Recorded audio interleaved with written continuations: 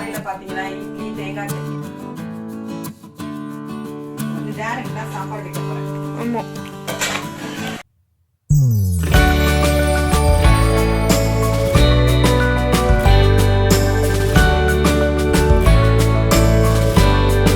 Hi friends, இது உங்கள் சுமிpokkisham. எல்லோரும் எப்படி இருக்கீங்க? நல்லா இருக்கீங்களா? இன்றைக்கி நான் உங்ககிட்ட ஷேர் பண்ண போகிறது வியாழக்கிழமை vlog தாங்க. நான் பார்த்தீங்கன்னா முன்னாடி இந்த வெந்தயக்கீரை வீடியோ எடுத்து வச்சுருந்தேன், உங்ககிட்ட ஷேர் பண்ண முடியாமல் போயிடுச்சு. வெந்தயக்கீரையை நல்லா வந்து கழுவிட்டு கட் பண்ணிவிட்டு நம்ம ஒரு துணியில் காய போட்டு எடுத்துட வேண்டியதான். இந்த மாதிரி வெந்தயக்கீரையை நீங்கள் வந்து கழுவி வெயிலில் காய வைக்காமல் இப்படி நிலையிலேயே நீங்கள் வந்து காய வச்சு எடுத்துக்கிட்டிங்கன்னா நம்மளோட கஸ்தூரி மைத்தி ஈஸியாக ஸ்லோமாக நம்ம வீட்டிலேயே ரெடி பண்ணிடலாங்க. கடையில் கிடைக்கலன்னா நீங்கள் இந்த மாதிரி வெந்தயக்கீரையை வாங்கிட்டு நீங்கள் வெயிலில் போடாமல் நிழலில் துணியில் நம்ம வீட்டுக்குள்ளே ஃபேன் காற்றுலையே காய வச்சுட்டு இந்த மாதிரி ஒரு பிளேட்டில் எடுத்து வச்சுக்கோங்க. அது நல்லா வந்து உங்களுக்கு வந்து பொடியாகிற அளவுக்கு நம்ம வந்து காய வச்சு எடுத்துட்டோம்னா நம்மளோட கஸ்தூரி மைத்தி வீட்லேயே ரொம்ப சுலபமாக ரெடி பண்ணலாம். நீங்கள் ட்ரை பண்ணி பாருங்கள். அடுத்து பார்த்தீங்கன்னா காலைல என்ன டிஃபன்னா இட்லியும் கொத்தமல்லி சட்னியும் தாங்க. கிச்சனில் எல்லா வேலையும் வந்து முடிச்சுட்டு நான் வந்து இட்லியும் கொத்தமல்லி வச்சுட்டு தேங்காய் சட்னி எப்படி அரைப்போமோ சேம் அதே மாதிரி கொத்தமல்லி மட்டும் அதோட சேர்த்துட்டு நீங்கள் அரைக்க வேண்டியதுதான். இன்றைக்கி வந்து டிஃபன் இது தான். மதியானம் என்ன சமைக்கலான்றதை யோசிச்சிட்டே இருந்தேன். சரி, நம்ம வந்து வியாழக்கிழமை வீடியோவே உங்ககிட்ட ஷேர் பண்ணலாம். நான் வந்து அன்றைக்குரிய வீடியோவை நான் உங்ககிட்ட ஷேர் பண்ணாமல் போயிட்டேன். சரி, அதனால் இன்றைக்கி அந்த வீடியோ உங்ககிட்ட ஷேர் பண்ணிடலாந்தாங்க. லேட்டாக தான் ஷேர் பண்ணுறேன். இப்போ பார்த்தீங்கன்னா கிச்சனில் எல்லாம் க்ளீனாக இருக்குது. நான் வந்து க்ளீன் பண்ணி வச்சுட்டு தான் நான் வந்து இன்றைக்கி என்ன சமைக்கிறதுன்னு யோசிச்சுட்டே இருந்தேங்க. ரேஷ்மாவை டேரனை வந்து தக்காளி சாதம் தான் வேணும்னு சொல்லிட்டு இருந்தாங்க. இன்றைக்கி காலையில் பார்த்தீங்கன்னா இட்லி தேங்காய் சட்னி தாங்க சாப்பிட்டோம். அதுக்கப்புறமா பார்த்தீங்கன்னா இங்கே பாருங்கள், நிறைய பாத்திரம் தேய்ச்சி வச்சுருக்கேன். பாத்திரமும் தேய்ச்சி வச்சுட்டாங்க. தண்ணி தான் அங்கே வந்து இப்போ நிறுத்தி வச்சுருக்கேன், ஏன்னா வாய்ஸ் கேட்காது அப்படின்றதுக்காக. கிச்சன் கவுண்டர் டாப் எல்லாம் தொடச்சிட்டேன், எல்லாம் க்ளீனாக இருக்குது. என்ன எடுத்து வச்சுருக்கேன்னா காலிஃப்ளவருங்க. இன்றைக்கி நான் என்ன செய்யலான்றதுன்னா சமைக்கிற மாதிரி ஐடியாவே இல்லை எனக்கு. இன்னைக்கு நான் வந்து சமைக்க மாட்டேன்னு சொல்லிட்டு இருந்தேங்க. ஏன்னா நேத்து வச்ச முருங்கைக்காய் கத்திரிக்காய் உருளைக்கிழங்கு போட்டு புளிக்குழம்பு வச்சிருந்தேன். இதோ பாருங்க, இவ்வளோ இருக்கு. எங்க 3 பேருக்கு தான், நாங்க 3 பேர் தாங்க சாப்பிட போறோம். அதனால நான் வந்து என்ன நினைச்சேன், இன்னைக்கு ரெஸ்ட் எடுத்துக்கலாம். நேத்து ஃபுல்லா வீடெல்லாம் தொடச்சி எல்லாம் கிளீன் பண்ணி நேத்து எனக்கு ஃபுல்லா வேலையாவே தான் இருந்தேன். சரி, இன்னைக்கு இந்த புளிக்குழம்போட எத்தனை பேர் அப்படி இருப்பீங்க? நானா அப்படிதாங்க. ரொம்பலாம் வந்து அப்படியே இப்படிதான் சாப்பிடுவோம். அப்படிலாம் இருக்கிறது எதுவோ அதெல்லாம் சாப்பிட்டுப்பேன். இவங்களும் அப்படிதான் சாப்பிடுவாங்க. ஆனா இப்ப அப்படி இருக்க மாட்டாங்களா? இன்னைக்கு ரேஷ்மா சொல்லிட்டா இந்த புளிக்குழம்புனா அவ ஃபாஸ்டிங் சொல்லிட்டா. என்னடாருன்னு? ஆமா, புளிக்குழம்பு வச்சா ஃபாஸ்டிங்கா, அவ வந்து சாப்பிட மாட்டானா? சரி, என்ன செய்யலாம் அப்படின்ட்டு சரி காலிஃபிளவர் ஃப்ரை பண்ணி தக்காளி சாதம் செய்யணும் அப்படின்னாங்க. அதனால வந்து ஒரு காலிஃபிளவர் இருக்கு, இதை வந்து ஃப்ரை பண்ணி தந்துடலாம். தக்காளி சாதத்துக்கு எல்லாம் எடுத்து வந்துட்டாங்க. பச்சை மிளகாய், இஞ்சி பூண்டு பேஸ்ட் இருக்கு, கொஞ்சோண்டு புதினா இருக்கு, தக்காளி சாதத்துக்கு தக்காளியும் இருக்குங்க. அதனால எல்லாத்தையும் கட் பண்ணிட்டு பச்சை மிளகாய் எல்லாம் எடுத்துட்டு வந்து வச்சுட்டேன். கட் பண்ணி தக்காளி சாதமும் இந்த சைடு வந்து காலிஃபிளவரை வந்து ஃப்ரை வேணுமா, அதனால அதை தான் செய்ய போறேன். மணி என்னன்னா ஆகுதுங்க 1:15 ஆகுது. நான் அதனால ஒரு 2:15 1 மணி நேரம் டைம் வச்சுப்போம். ஏன்னா பாஸ்மதி ரைஸ் தான் டக்குன்னு ரெடி ஆயிடும். மடமடன் கட் பண்ணிட்டு இந்த சைடு தாளிக்க போறேன். இன்னைக்கு தக்காளி சாதமும் காலிஃபிளவர் ஃப்ரையும் தாங்க 65 மாதிரி செய்ய போறேன். வாங்க நம்ம பார்ப்போம். அந்த சைடு தண்ணியை பிடிச்சி வச்சிடலாம். தண்ணி திறந்து விடு தம்பி. அதனால தண்ணியை பிடிச்சி வச்சுட்டு நான் சமைக்க போறேங்க. வாங்க நம்ம எல்லாத்தையும் கட் பண்ணிட்டு நான் உங்ககிட்ட சமைக்கிறத காட்டுறேன். பார்த்தீங்கன்னா காலிஃப்ளவரை வந்து கட் பண்ணி எடுத்துக்கிட்டாங்க. கட் பண்ணிவிட்டு நம்ம வந்து சுட தண்ணி பக்கத்தில் வச்சுக்கலாம். ரொம்ப வந்து கொதிக்க தேவையில்ல. சுட தண்ணி கொஞ்சம் வந்து சூடாக இருந்துச்சுன்னா சுட தண்ணியில் வந்து போட்டு எடுக்கும்போது அதில் இருக்க பூச்சி புழு இருந்துச்சுன்னா செத்து போயிடும். நான் அப்படி பார்த்து க்ளீன் பண்ணி எடுத்துகிட்டு தாங்க நான் வந்து தண்ணியில் சேர்த்துக்கிறேன். அதனால் நம்ம தண்ணியில் சேர்த்துட்டு கொஞ்சம் மஞ்சத்தூளும் உப்பு போட்டுக்க வேண்டியதுதான். அப்படியே தண்ணியை வந்து ஆஃப் பண்ணிட வேண்டியதான். ரொம்ப கொதிக்க வைக்க தேவையில்ல. இப்படி போட்டுட்டு நீங்கள் எடுத்துகிட்டு நீங்கள் செய்யும்போது அதில் இருந்த பூச்சாக இருந்தாலும் சரி, அதில் ஒரு ஸ்மெல் இருக்கும். அந்த ஸ்மெல்லெல்லாம் கொஞ்சம் போயிடுங்க. காலிஃப்ளவரை நம்ம வந்து பச்சையாக செய்கிறத விட அப்படியே கட் பண்ணி செய்கிறத விட இந்த மாதிரி சுடு தண்ணியில் போட்டுட்டு எடுத்து செய்யும்போது நமக்கு வந்து க்ளீனாக இருக்கும். அதில் பொடி பொடியாக உங்களுக்கு மண் மாதிரி பூச்சி இருக்கும். அதனால் அப்படி நீங்கள் செய்யுங்க. இப்போ நான் வந்து மஞ்சத்தூளும் உப்பு போட்டுட்டேங்க. இதை வந்து வடிகட்டி எடுத்து வச்சுக்க வேண்டியதான். ஃப்ரை ஐட்டம் அடிக்கடி ஃப்ரை ஐட்டம் செஞ்சு தர மாதிரி இருக்குங்க. அதனால் இன்றைக்கி பரவாயில்ல, சரிப்போ அவங்களுக்கு பிடிச்சதே செஞ்சு கொடுத்துருவோம் அப்படின்னு தான் நான் வந்து இப்போலாம் அவங்களுக்கு பிடிச்சதான் ரெடி பண்ணி தரேன். நமக்கு எப்படியோ நம்ம லைட்டாக கூட கொஞ்சம் சாப்பிட்டுக்கலாம். நான் ரேஷ்மா டேரனுக்கு பிடிக்கிற மாதிரியே செஞ்சு கொடுக்குறேன். சிக்கன் 65 மசாலா சேர்த்துக்கிறேன். அப்புறம் கொஞ்சம் மஞ்சத்தூள் சேர்த்துட்டு இஞ்சி பூண்டு பேஸ்ட்டும் அரிசி மாவும் கார்ன்ஃப்ளவர் மாவும் கடலை மாவும் 3த்தையுமே வந்து மிக்ஸ் பண்ணிக்கலாங்க. நீங்கள் வந்து வெறும் கார்ன்ஃப்ளவர் மாவு மட்டும் சேர்த்திங்கன்னா உங்களுடைய காலிஃப்ளவர்லாம் பிரிஞ்சு போயிடும். அப்படி பிரியாமல் இருக்கணும் அப்படின்னா நீங்கள் இந்த மாதிரி மைதா மாவும் சேர்த்துக்குங்க, கடலை மாவும் சேர்த்துக்குங்க, அரிசி மாவும் சேர்த்துக்குங்க, ரொம்ப சேர்க்க தேவையில்ல. கார்ன்ஃப்ளவர் மாவு சேர்த்துக்குங்க. சேர்த்துட்டு தேவையான அளவு உப்பும் கொஞ்சம் லெமன் வந்து நம்ம கட் பண்ணி சேர்த்துக்கலாம். அப்போ தான் நல்லா இருக்கும். அந்த ஒரு புளிப்பு டேஸ்ட் அதில் இருக்கணும். அப்படி உங்களுக்கு லெமன் இல்லைனா நீங்கள் வினிகர் சேர்த்துக்குங்க. நான் வினிகர் எப்போயுமே சேர்த்துக்க மாட்டேங்க. முடிஞ்ச வரைக்கும் நான் வந்து லெமன் சேர்த்துப்பேனே தவிர வினிகர் சேர்க்கவே மாட்டேன் அவ்வளோவா. இல்லைனா நீங்கள் வினிகர் சேர்த்துக்குங்க. ஏன்னா உங்களுக்கு புளிப்பு வந்து டேஸ்ட் அதில் இருந்தால் தான் நல்லாயிருக்கும்.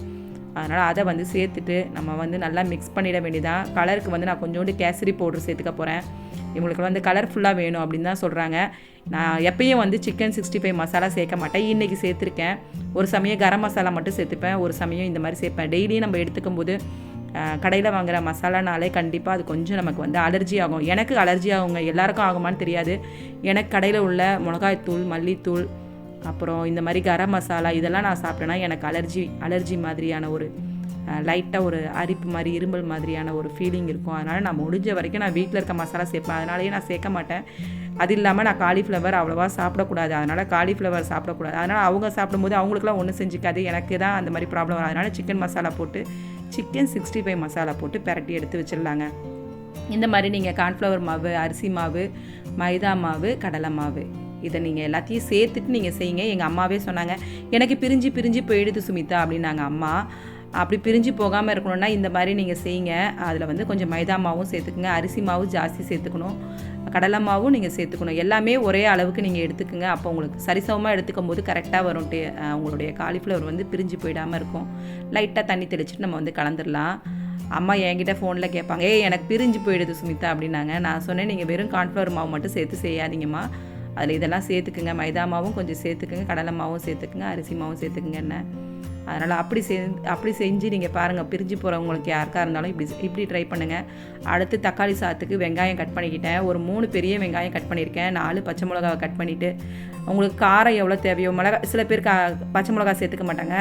அப்படின்னா நீங்கள் மிளகாய்த்தூள் ஜாஸ்தி சேர்த்துக்குங்க. நான் இப்படி தான் தக்காளி சாதம் செய்வேங்க. பட்டை, கிராம்பு, நம்ம என்ன பிரியாணி செய்யும்போது என்னென்ன சேர்ப்போமோ அது எல்லாமே சேர்த்துருக்கேன். பட்டை, கிராம்பு, ஏலக்காய், பிரிஞ்சி இலை, அன்னாச்சி பூ போட்டிருக்கேன். சோம்பும் சேர்த்துட்டு நம்ம வந்து நல்லா வதக்கிக்க வேண்டியதான். கொஞ்சோண்டு கல்பாசி சேர்த்துப்பேங்க நான் எப்பயுமே. அதெல்லாம் சேர்த்துட்டு சாதி பத்திரி இருந்துச்சு அதையும் சேர்த்துக்குங்க. நான் என்கிட்ட இல்லை, அது சேர்த்துட்டு செய்யும்போது இன்னும் நல்லாயிருக்கும் ஃப்ளேவரு. நீல வாக்கில் நம்ம வந்து கட் பண்ணிவிட்டு வெங்காயம், பச்சை மிளகாவை, அப்புறம் புதினா மட்டும் தான் என்கிட்ட இருந்துச்சு, கொத்தமல்லி இல்லை. அதனால் கழுவிட்டு புதினாவையும் சேர்த்துக்கலாம். கொத்தமல்லி சேர்த்திங்கன்னா இன்னும் நல்லாயிருக்கும் ஃப்ளேவரு. நான் வந்து தக்காளி சாதம் செய்கிற ஐடியாவிலே இல்லைங்க. நான் வந்து புளிக்குழம்பு இருந்தனால அப்பளம் மட்டும் வறுத்துட்டு விட்டுடலாம் அப்படின்னு தான் ஐடியாவில் இருந்தேன், ரெஸ்ட் எடுத்துக்கலான்னு. ஆனால் ரேஷ்மா டேரனுக்கு வந்து தக்காளி சாதம் சாப்பிட்டே ஆகணும் அப்படின்ட்டாங்க. நான் செய்யும் போதே பாருங்கள், மணி வந்து 1 மணி 1:15 ஆகிடுச்சு. நான் சமைக்கும் போதே செய்கிற மாதிரி ஐடியாவே இல்லை. சரி சாதம் மட்டும் தானே வைப்போன்னு இருந்தேன். அம்மா நீங்கள் எவ்வளோ நேரமாக போகுது, 3 வெங்காயம் தாம்மா கட் பண்ண போகிறீங்க அப்படி எனக்கு அவங்க வந்து அளவெல்லாம் இப்போ தெரிஞ்சுக்கிட்டு எனக்கு சொல்கிறாங்க.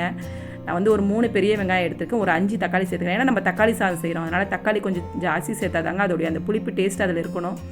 அதில் வந்து மிளகாய்த்தூளுடைய காரமும் சேரும்போது உங்களுக்கு கரெக்டாக வரும். அந்த புளிப்புலாம் புளிச்சிட்டுலாம் இருக்காது, நல்ல ஒரு டேஸ்ட் இருக்கும். அந்த மாதிரி தக்காளியை வந்து கட் பண்ணிவிட்டு நம்ம சேர்த்துட்டு நல்லா வதக்கிட வேண்டியதுதான். இது வரைக்கும் தக்காளி சாதம் நீங்கள் இந்த மாதிரி ட்ரை பண்ணலன்னா ட்ரை பண்ணுங்கள், ரொம்ப நல்லாயிருக்குங்க டேஸ்ட்டு. தக்காளி நல்லா வந்து பழுத்த தக்காளியாக இருக்கணும், நல்லா ஜூஸியாக இருக்கிற தக்காளி. இதே பார்த்திங்கன்னா பெங்களூர் தக்காளிலாம் சேர்த்திங்கன்னா அந்த டேஸ்ட்டு வரவே வராது. நல்லா தக்காளி வதங்கணும். எவ்வளோத்துக்கு நம்ம வெங்காயம் தக்காளி நல்லா வதங்கி வருதோ அப்போ தான் நம்ம தக்காளி சாதம் ரொம்ப டேஸ்ட்டாக இருக்கும். இப்போ கொஞ்சம் மஞ்சள் தூளும் சேர்த்துக்கலாங்க, மிளகாய்த்தூள் தேவையான அளவு உங்களுக்கு காரத்துக்கு ஏன்னா நம்ம ஏற்கனவே பச்சை மிளகா சேர்த்துருக்கோம். அதனால் காரத்துக்கு தேவையான அளவு மிளகாய்த்தூள் சேர்த்துட்டு நான் கொஞ்சம் போல் கரம் மசாலா சேர்க்குறேன். நீங்கள் வந்து பிரியாணி மசாலா சேர்க்கணுனாலும் சேர்த்துக்கலாம். நான் கரம் மசாலா சேர்க்குறேங்க, கொஞ்சம் அந்த ஃப்ளேவர் நல்லாயிருக்கும். அதனால் நான் சேர்த்துக்கிறது மிஞ்சி போனால் ஒரு 1/2 ஸ்பூன் தான் கரம் மசாலா சேர்த்துருப்பேன். அந்த மாதிரி நீங்கள் கரம் மசாலா சேர்த்துட்டு நல்லா வந்து எண்ணெய் பிரிஞ்சு வரணுங்க. நம்மளுடைய தக்காளி சாதத்துக்கு நல்லா வந்து வெங்காயம் தக்காளி நல்லா வதங்கி எண்ணெய் பிரிஞ்சு வரும்போது நம்ம ரைஸை சேர்த்துற வேண்டியதான். நான் பாஸ்மதி ரைஸ் தான் சேர்த்துருக்கேன். நீங்கள் ஜீரக சம்பா ரைஸ் இருந்துச்சுன்னா சேர்த்து பாருங்கள், இன்னும் சூப்பராக இருக்கும். இவங்களுக்குலாம் வந்து பிரியாணி டேஸ்ட் வேணும் அப்படின்னாங்க. நான் ஆனால் பிரியாணி மசாலா சேர்க்கல. எனக்கு வந்து பிரியாணி மசாலா சேர்க்காமல் இப்படி செஞ்சால் தான் இந்த தக்காளி சாதத்தோடைய ஃப்ளேவர் இருக்கும். அந்த சைடு காலிஃப்ளவருக்கு எண்ணெயும் வச்சுட்டேன். நம்ம கட் பண்ணிவிட்டு இந்த சைடு மடன்னு வதக்கிக்கிட்டு நம்ம செய்ய ஆரம்பிச்சோன்னா மிஞ்சி போனால் 3/4 மணி நேரம் தாங்க. நடுவில் பாத்திரம் தேய்க்கிறது, இந்த வேலையெல்லாம் எல்லாத்தையும் நவுத்தி எடுத்த இடத்துல கொண்டு போய் வைக்கிறதுல தான் நமக்கு டைம் ஆகுமே தவிர நமக்கு சமைக்கிறதுல டைம் வந்து ரொம்ப குயிக்காகிடும். இப்போ பாருங்கள், பாஸ்மதி ரைஸ்னால டக்குன்னு வந்து எல்லா சாதமும் வந்து தம்மில் வச்சுட்டேன் நான். எல்லாம் சேர்ந்து வந்துருச்சு. சேர்ந்து வந்தோடனே தம் போட்டுட்டேன் நான். இப்போ வந்து இந்த சைடு காலிஃப்ளவரை ஃப்ரை பண்ணி எடுத்தாச்சுன்னா நம்மளுடைய மத்தியானம் லஞ்ச் ரெடிங்க. நான் வியாழக்கிழமை வீடியோ தான் இப்போ உங்ககிட்ட ஷேர் பண்ணுறேன். எனக்கு டைமே இல்லை, கொஞ்சம் வந்து எனக்கு எடிட்டிங் பண்ண முடியாமல் போயிடுச்சு. அதனால தாங்க லேட்டாக ஷேர் பண்ணுறேன். இப்போ வந்து டேரக்ட் தான் சாப்பாடு வைக்க போகிறேன். ஆமாம்,